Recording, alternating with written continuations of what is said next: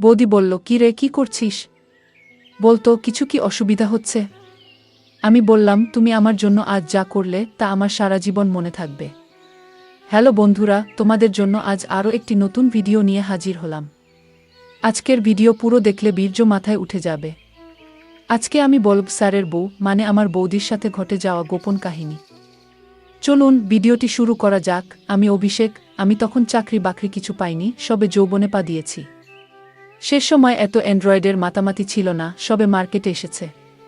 যৌবনে বিভিন্ন শখ জাগে ছেলে মেয়েদের, আমিও সেই দলেই পড়েছি। শখ হলো কম্পিউটার শিখব। আমার বাড়ি থেকে কিছু দূরে সেন্টার ভর্তি হলাম। তাড়াতাড়ি শিখতে লাগলাম।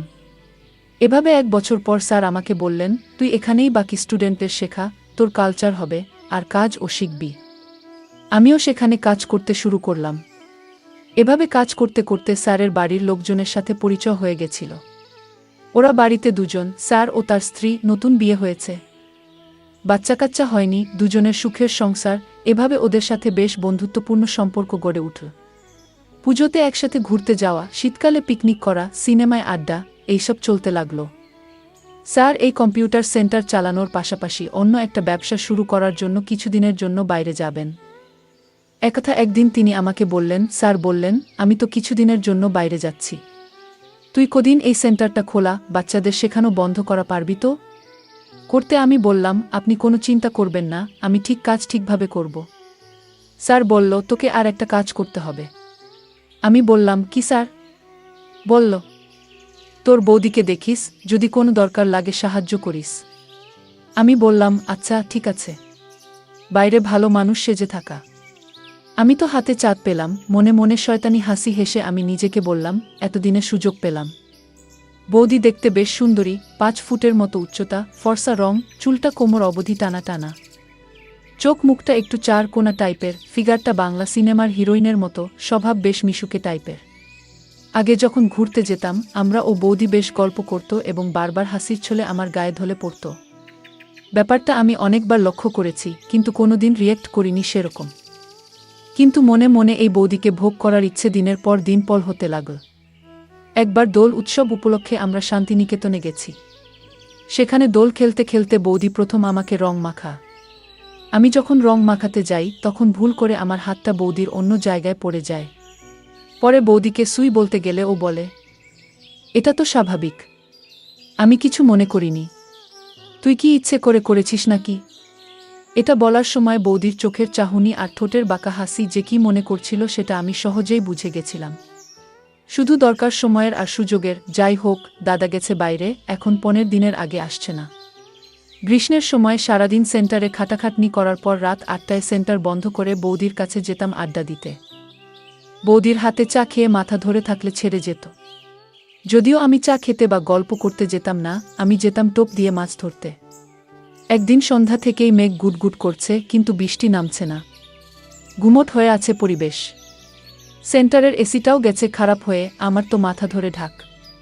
8টায় সেন্টারের ঝাঁপ নামিয়ে বৌদির কাছে গেলাম চাবি দিতে। সবে বৌদির বাড়ি ঢুকেছি আর শুরু হলো বৃষ্টি। 2 কাপ চা নিয়ে দুজনে বসে পড়লাম বিভিন্ন গল্পতে। গল্পের ফাঁকে কারেন্ট চলে যাওয়ায় বৌদি একটা মোমবাতি জেলে নিয়ে আসে এবং আমার পাশে বসে। বাইরে অঝোর ধারায় বৃষ্টি হচ্ছে। এবার সামনে কোথাও কর্কশ শব্দ করে একটা বাজ পড়তেই বৌদি ঝাঁপিয়ে আমার কোলে উঠে বসল। বৌদি কিছু ফিল করায় নিজেকে সামনে নিয়ে আমার কোল থেকে নেমে আবার আমার পাশে বসল। এবার আমার ভেতরের শয়তানটা আর বাধা মানছে না।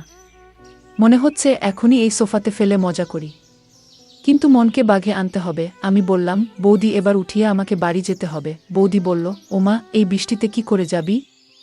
ভিজে গেলে শরীর খারাপ হবে। এখন থাক, বৃষ্টি থামলে পড়ে যাবি। আমার কাছে থাকতে কি তোর খারাপ লাগে? আমি বললাম, না না, খারাপ কেন লাগবে?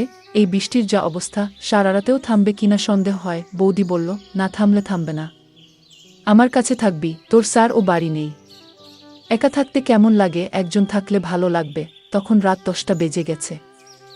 বৃষ্টি থামার কোনো চিহ্ন নেই, তার সঙ্গে ঝোড়ো হাওয়া আর বিদ্যুৎ। বৌদি রাতের খাবার আগে থেকেই বানিয়েছিল। রুটি আর চিকেন খেয়ে আরামে বসেছিলাম সোফাতে। বৌদি ধোয়া মোছা করে আমাকে বলল, শোনো, তোকে এই অবস্থায় আমি ছাড়ব না।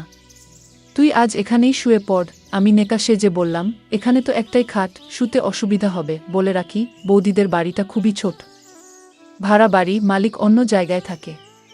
একটা কিচেন, বাথরুম, একটা বারান্দা, সেখানে সোফা, টিভি আর একটা ছোট বেডরুম। বৌদি বলল, তুই আমার পাশেই শুবি, তোর তো খারাপ চিন্তা নেই আমাকে নিয়ে।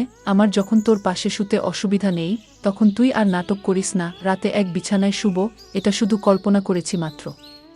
পাশে সত্যি করে এমন একটা রসভরা বৌদি শুয়ে আছে, এটা ভেবেই আমার খুব আনন্দ হচ্ছে। বৌদি বলল, কি রে, কি করছিস বলতো? কিছু অসুবিধা হচ্ছে? আমি বললাম, তুমি আমার জন্য আজ যা করলে তা আমার সারা জীবন মনে থাকবে। বৌদি বলল, ধুর পাগল ছেলে, ওসব বাদ দে, এখন ঘুমিয়ে পড়। শুয়ে পড়লাম, কিন্তু কিছুতেই ঘুম আসছে না। আমি বললাম, বৌদি, একটা সত্যি কথা বলতে কি, তোমাকে আজ অনেক সুন্দর লাগছে। বৌদি বলল, আজ কেন? আগে বুঝি আমাকে সুন্দর লাগতো না? আমি বললাম, তা না, আজ একটু বেশি সুন্দর লাগছে তোমাকে। বৌদি বলল, যাও, আর পাকামো করতে হবে না, এখন ঘুমাও। আমার মাথায় খারাপ চিন্তা তখন ঘুরে বেড়াচ্ছে, কিন্তু আমি বৌদিকে বলতে পারছি না। এইসব ভাবতে ভাবতে কখন যে ঘুমিয়ে পড়েছি আমি জানি না। সকালে ঘুম থেকে উঠে ফ্রেশ হয়ে চা খেয়ে সেন্টারে চলে গেলাম। সেন্টারের সারাদিন কাজ করে 6টার দিকে সেন্টার বন্ধ করে বৌদির কাছে গেলাম। আজকেও বৃষ্টি হবে মনে হচ্ছে, তাই বৌদি বলল, আজকেও থেকে যেতে। আমিও থেকে গেলাম।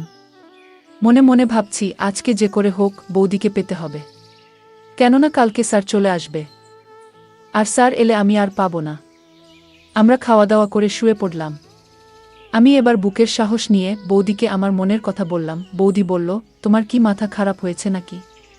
তুমি জানো তুমি এসব কি বলতেছ? তাছাড়া আমি তোমাকে ভাইয়ের মতো দেখি। বৌদি বলল, এসব ঠিক না, আর আমি তোমাকে কোনোদিন ওরকম চোখে দেখিনি।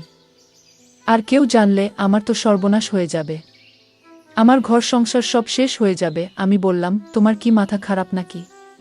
আমি কেন কাউকে বলতে যাবে সব? কেউ জানতে পারবে না। তারপর আমার জেদের কাছে বৌদিকে হার মানতে হলো। অবশেষে বৌদি রাজি হলো। আজ আমি আমার এতদিনের চাহিদা মিটাচ্ছি।